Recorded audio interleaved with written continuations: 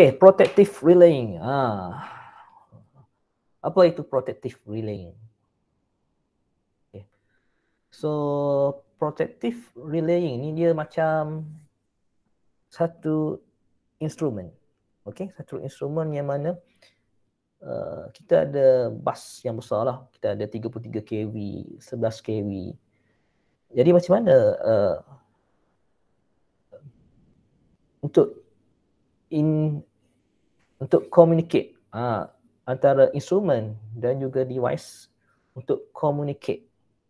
Jadi dia perlukan satu instrumen yang boleh communicate lah antara bus 11 kV, 33 kV, 275 sebab dia adalah high voltage dan juga high current. Kita tak ada satu device yang boleh support yang boleh support high voltage dan juga high current. Yang kita ada adalah CT ataupun VT. Jadi CT dan juga VT ni dia akan bertindak sebagai satu sensor. Satu sensor yang akan menghubungkan relay dan juga circuit breaker. Okay. So let's say lah kita ada sini generator lah. Okay. So biasanya 11 kV ataupun paling maksimum 22 kV lah kita ada generator. Dan kita ada bus kat sini.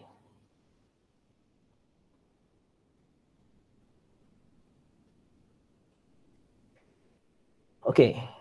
So untuk protect generator, antara generator ke bus akan ada circuit breaker lah. Okay. Circuit breaker saya tanda pangkah ni. Pangkah. Okay, kita ada circuit breaker. So kat sini contoh 11 kV lah. Bus ni 11 kV. Okay, then untuk measure, macam mana kita nak measure sama ada ia betul-betul 11 kV ke, 10 kV ke, ataupun 22 kV, kita kena ada sensor. Sensor ni adalah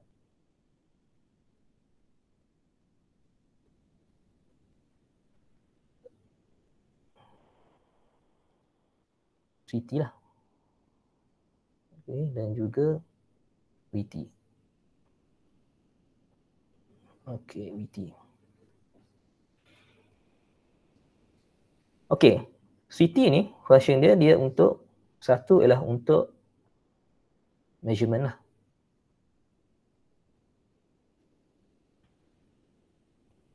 Okay, yang kedua ialah sebagai input untuk protective device. Okay, input lah. So dia akan trigger input sekiranya ada fault berlaku, dia akan ada satu mekanisme lain. Contohnya based on current bias. So dia akan measure. Nanti kita akan tengok dalam chapter 3 ke 4 ke. Okay. Dia akan ada current bias. So dia akan measure bus yang diprotect 224 adalah balance. So kalau balance, dia tak akan trigger lah input tu. Okay. Yang kedua, fungsi CT dan juga VT adalah sebagai input kepada relaying. Kepada relay. So, ini adalah contoh relay kita lah. Okay. Relay ni pula, CT ni, dia akan adalah connection di dalam substation tu. Okay, dia akan sambung dengan relay. Okay, kita punya relay kat sini. So, dalam relay dia akan ada input dan juga output lah. So, output relay ni, okay, output relay dia akan trigger, dia ada solenoid trigger dipanggil ST ni. ST refer kepada solenoid trigger.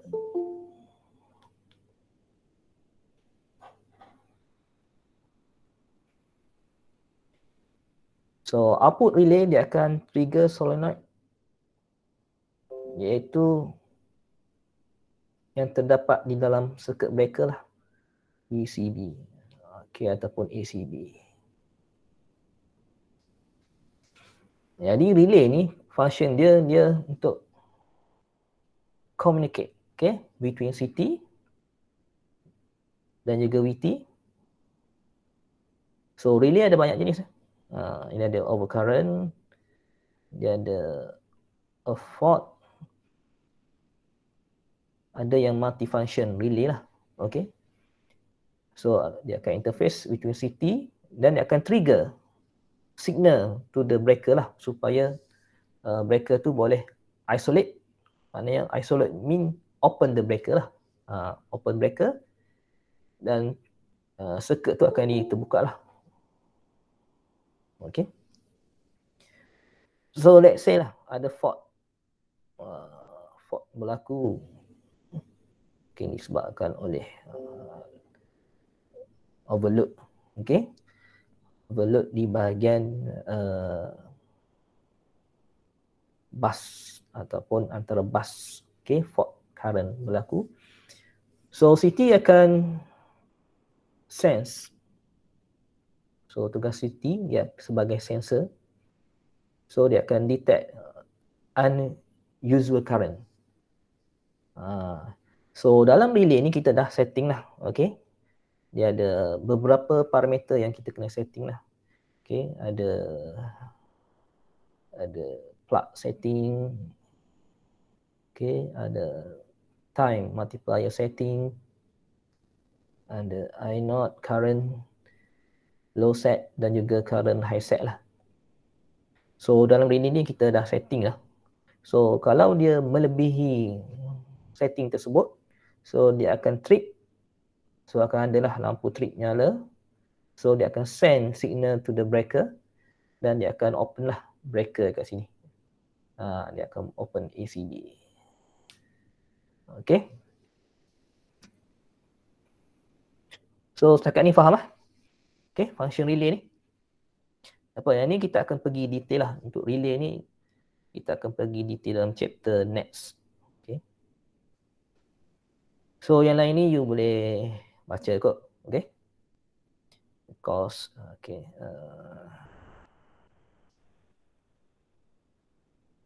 Okay, the rule of transmission. Okay,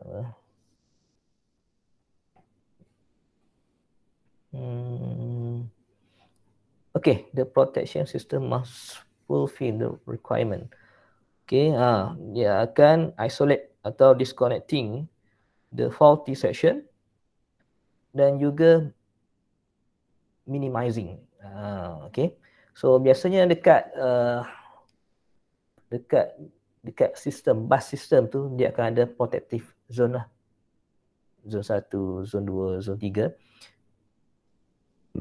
So tugas relay, tugas protection ni, itu kita ada okay, generator bus, okay, bus 1, bus 2,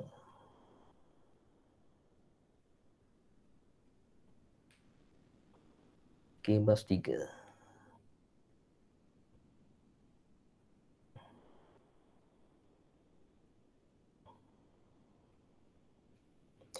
Okay, setiap bus dia akan cover satu zone lah. Okay. Nanti kita akan tengok zone-zone lah sekejap lagi. Okay, zone 1 dia biasanya dia akan overlap lah. Overlap antara zone tu dia akan overlap. Okay. Zone 1, zone 2, zone 3. Yang setiap zone akan ada satu circuit breaker yang akan cover. Okey, contoh fault berlaku di sini. Di bus antara bus 1 ke bus 2. Okey, jadi function protection ni bila fault berlaku, so fault current akan flow lah. Dia akan pergi ke of course zone 2 ni. Dia akan pergi ke zone 1. Dan dia akan flow juga ke zone 3. Dia akan pecah lah. Okay, fault current akan pecah ke zone 1 ke zone 2. Okay, jadi tugas protection, setiap zone dia akan ada CT masing-masing, dia akan ada breaker masing-masing. So dia akan protect lah. So kalau fault berlaku antara bus 1 ke bus 2, of course circuit breaker ni akan open supaya fault current tidak flow ke atas lah, tidak flow ke arah generator dan juga ke arah zone 3. Okay. So tugas protection adalah untuk minimizing disconnection, interruption of power supply to constant. Supaya tak terganggulah kita punya voltage supply, especially dekat industrial, dekat consumer part lah. Okay, so ada beberapa komponen, ada beberapa ciri-ciri yang penting lah untuk protective relaying ni. So setiap equipment, setiap device, dia kena ada sense of reliability. So kena reliable, selectivity, sensitivity, speed dan juga stability. Ini adalah ciri-ciri yang paling penting lah untuk protective device. Of course dia kena reliable lah. Reliable macam mana? So of course start dengan design lah. Equipment must be designed, installed and maintained correctly. Barulah dia boleh reliable. So incorrect operation can be attributed to one of the following classification. Contohnya kita setting relay tak betul. Incorrect design. So sepatutnya relay itu dalam masa tempoh 0.4 millisecond. Sepatutnya relay itu dah boleh trip dan juga open the breaker, tapi oleh sebab semasa design tu tak betul, so sistem tu tak akan jadi reliable. Incorrect installation dan juga deterioration lah. Selectivity. Selectivity mean apa dia selectivity? When a fault occurs, protective system need to select and treat only the nearest circuit breaker. So kita ada banyak circuit breaker. Takkan kita nak open semua, nak isolate semua breaker. Jadi tugas protection dia akan sense, trigger circuit breaker yang paling dekat dengan fault. Takkan dia nak, contohlah, so kita ada generator,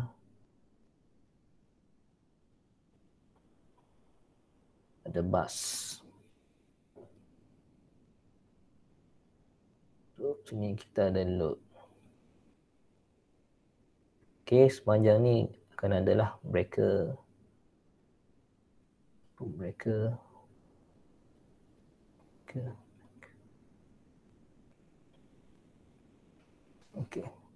So ni bus 1, ni bus 2. Let's say fault berlaku di bahagian load kat sini. So circuit breaker mana yang akan open? Takkan dia nak open bahagian ni kan? So dia akan open breaker ni lah. CB ni. Supaya fault current tidak akan flow lah ke dalam bus dan terus ke generator ataupun bus 2 lah. So dia akan pilih sistem protection yang paling hampir dengan fault. Protective system need to select and treat only the nearest circuit breaker lah. So method ni kita panggil sebagai discrimination ataupun coordination. Discrimination ataupun coordination. Okay, dua term lah. So discrimination ni kita boleh buat melalui sama ada time graded system ataupun unit system lah. Time graded system ni, so kita akan calculate setiap breaker ni berapa second yang diperlukan untuk circuit breaker isolate the fault ataupun untuk open circuit breaker. Okay. So contoh yang circuit breaker di sini dia ambil masa 0.4 second. Okay, untuk open the breaker, untuk isolate the system. Okay, circuit breaker kat sini dia ambil masa 0.8 second. So sekiranya circuit breaker ni fail to operate dalam masa 0.4 second, masih lagi tak open. So tugas tu akan diambil oleh breaker yang kedua lah. Okay. So dalam masa 0.8 second, circuit breaker ni mesti open. Okay. Nanti kita akan tengok dalam calculation of ROT lah. Okay. Relay operating time, ROT. So kita akan buat coordination lah. Okay. Daripada satu sistem, bus system. So kita ada bus dan load. Kita ada breaker sini. Okay, berapa lama masa? Maknanya setiap zone kat sini kita kena calculate relay operating time. Okay. ROT. So at the end kita akan dapatlah RCOT. Relay characteristic operating time ni dia total up semua. Relay 1, ROT 1, ROT 2, ROT 3, ROT 4, 5. So kita akan dapat satu jumlah masa lah. Okay. So dipanggil RCOT. Nanti kita akan tengok lah dalam next chapter lah. Okay. Okay, sensitivity. Okay, sensitivity. Sensitivity ni macam mana? Sensitivity ni lebih kepada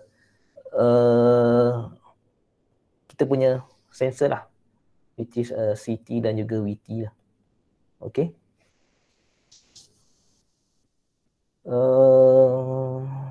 So biasanya CT dan juga VT ni dia ada kelas-kelas dia lah. Okay, dia ada yang kelas 5, kelas 6. Dia ada kod dia 5P20.